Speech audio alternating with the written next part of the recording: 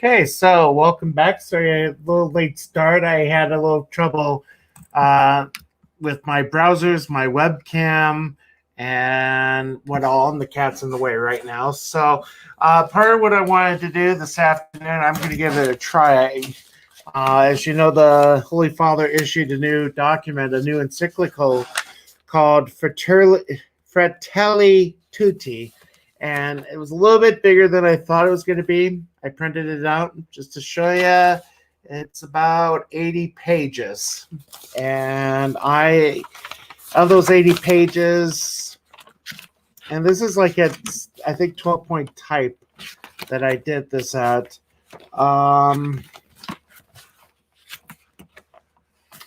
So of the 82 pages, almost 16 of them are footnotes. So it's a pretty big document. As you know, encyclicals do have weight of importance within the church. You can see my cat's tail. So as I'm trying to bring this up, I hope everybody is well. It's Sunday afternoon. It's busy. Cat's now on the keyboard. There we go. Whoops. I just had it. So let's look at this. There's different levels of the church's teachings, and we can go with that first. Okay, let's see. Share screen. Okay, so there's a few different levels of church teachings. Basically, the lowest level would be a pastoral letter issued by, as you see, the National Bishops' Conference. So in America, that would be the USCCB, the United States Catholic Conference of Bishops. Every once in a while, they'll issue a letter on a certain topic. I don't think the Voter's Guide would count as that. Then you have apostolic exhortations, constitutions, and letters. So we get more of those often than we get encyclicals. I think this is probably the third encyclical that Pope Francis has issued. Pope Benedict issued a number when he was Pope for 2004, 2012, 2013, so almost 9 years that Pope was there. And then you have papal encyclicals, which would be, again, like this, huge thing. And then conciliar documents, which would be the documents that come from the Second Vatican Council, Vatican I, Council of Trent, Council of Nicaea, 325. And then you have a special thing called ex cathedra, which does not really happen a whole lot, but that is basically teaching from the chair of St. Peter. So that's a special, extremely special statement. I think I have to look it up. It's been a while since I've done that, but I think the last time that might have been done was when John Paul II issued a letter, the encyclical, the letter on reserving ordination to women alone. But like I said, it's been a while since I looked that up. But I figure, like I said, it's a pretty long document. I've only made it through 14 of the 287 paragraphs in this thing. This one's going to take a while to read. So I wasn't sure how long this thing was going to be when I first printed it out or first saw it this morning. It went live this morning. Pope Francis issued it yesterday on the at Assisi at the tomb of St. Francis. It became public today, which in the church is the feast of St. Francis of Assisi, but because it is a Sunday, the Sunday trumps the feast, mostly because the feast is not a solemnity. So with that, I will have to be extra nice to my cat, who is being a pain right now. But the thing I thought I could probably do is just to kind of go over one of the... Oh, and I thought I had it, darn. Let me see if I can find it. Yeah, I got the document. Hold on. So I'm not going to be streaming tonight. I figure 3 masses this afternoon or this morning. I had a member stream on Gary Nerdrotic's channel. So I was on that for about an hour. Um, I'm doing this, and then I actually have a parish or altar society meeting this afternoon. So anyway, this is from the Vatican News website. I figured we could probably take a look at that. It might be easier to since they know what's in the document. And like I said, I've only had a morning to read about 14 pages. But Fratelli tutti, brothers all, Italian. I know that there was some controversy when that came out, that some people were insulted or felt excluded, that it wasn't brothers and sisters all. Having read the first few paragraphs, I can definitely say that that's not the intention. You know, one of the things we as priests can say at the beginning is like brethren or brothers and sisters. The idea is that it applies to both. So the whole document is dealing on fraternity and social friendship. It's interesting. I will say he's no Benedict, and by that I mean Benedict was actually easy to read. His writings were easy to read. John Paul II was hard. About the only encyclical I didn't have any trouble reading John Paul, and this is when, you know, it was still new to reading encyclicals, was his I don't know if it was an encyclical, but his document on the rosary, where we get the fourth set of mysteries, the luminous mysteries. I think I was in my first or second year of pre-the when that came out. But let's take a look at this. So what are the great ideals but the tangible ways to advance for those who wish to build a more just and fraternal world in their ordinary friendship or relationships, social life, politics, and institutions? And I guess that's the question that the document is trying to answer. So let's see. Proverbial. Don't even know what that is. Huh.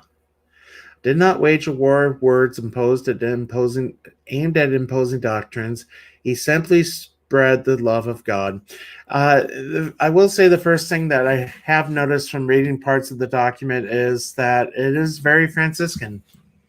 Pope Francis, who took his name after Francis of Assisi, he is the first pope that is named Francis, talked about Francis's trip, Saint Francis that is, to the Sultan Malik el Kamal in Egypt, which is an interesting story in itself, as this was during the time of the Crusades, and St. Francis went to try to convert him, or not really convert him, but to have a conversation with him. And I believe, if I remember the story correctly, he was tortured during this time, and eventually the sheikh was impressed by the personality of Francis. They ended up in a conversation. Francis never did convert the sheikh, but I guess they became friends. Anyway, so fraternity, let's see. Yeah, and there's the other thing it says here too. The document on human fraternity, which was signed last year by Pope Francis and the Grand Imam of Al Azhar. I've not read it. I don't know. But the idea of fraternity is to be encouraged not in words but in deeds. And really that makes sense, because if you consider St. James says go out and, you know, preach the gospel and use, if necessary. No, that was St. Francis that said that. Preach the gospel at all times, and if necessary, use words. So, deeds made tangible and a better kind of politics, which is not subordinate to financial interests, but serving the common good. It's a pretty deep document, I will say that. You know, I think what we're going to do is we're going to look at the shorter version of this. Let's see if that came up. No, it did not. Let me see if this way. Okay, so let's look at the shorter version. The Encyclical aims to promote universal aspiration towards fraternity and social friendship. Great. And the background of the encyclical is the COVID-19 pandemic, which, as Francis revealed, unexpectedly erupted as he was writing the encyclical, and that was in paragraph whatever. But the global health emergency has demonstrated that no one can face life in isolation, which is true, and that the time has come to dream then as a single human family, which we are brothers and sisters of all. Again, good. Chapter 1, let's see, that would be Dark Clouds Over a Closed World. First 8 chapters. I figured we'll probably do at least 1 or 2 of these. The document reflects on the many distortions of contemporary era, the manipulation and deformation of concepts such as democracy, freedom, and justice, the loss of the meaning of the social community and history, selfishness and indifference towards the common good, the prevalence of a market logic based on profit, the culture of waste, unemployment, racism, poverty, the disparity of rights and its aberrations such as slavery, trafficking, women subjected and then forced to abort, organ trafficking. I think I got to that part. Okay, no, I did not get to that part yet. Then deals with global problems that call for global actions, emphasizes the Pope, also sounding the alarm against a culture of walls that favors proliferation of organized crime fueled by fear and loneliness. Yeah.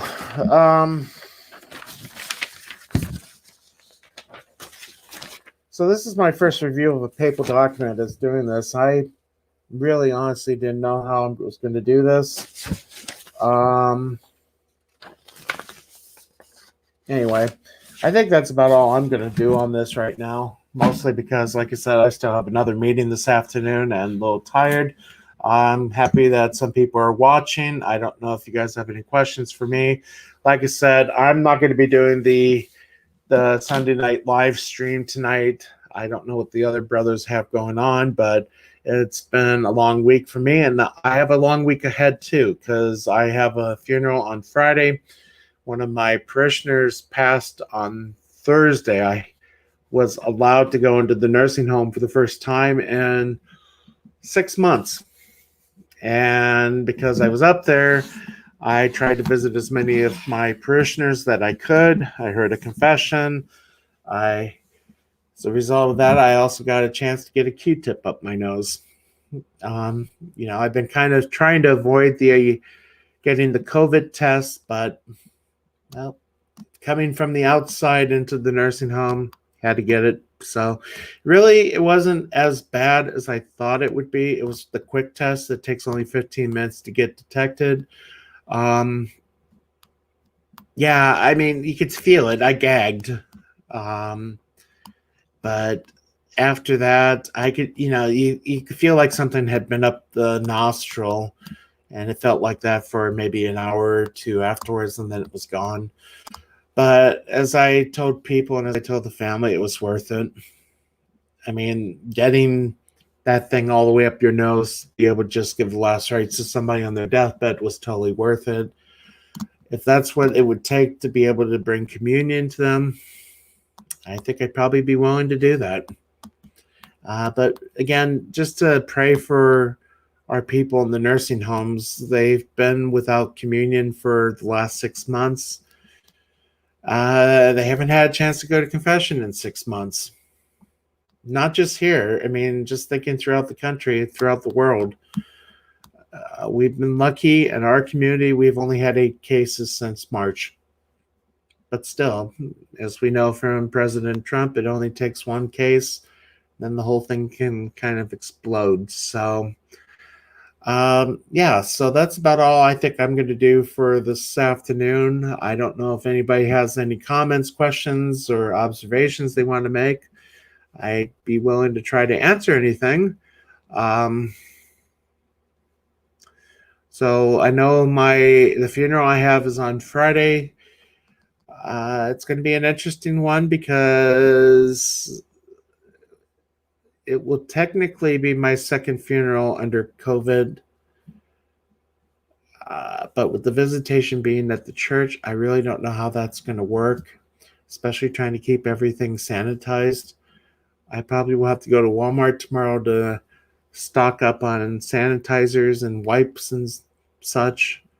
Um, yeah, so just keep us in prayer this week.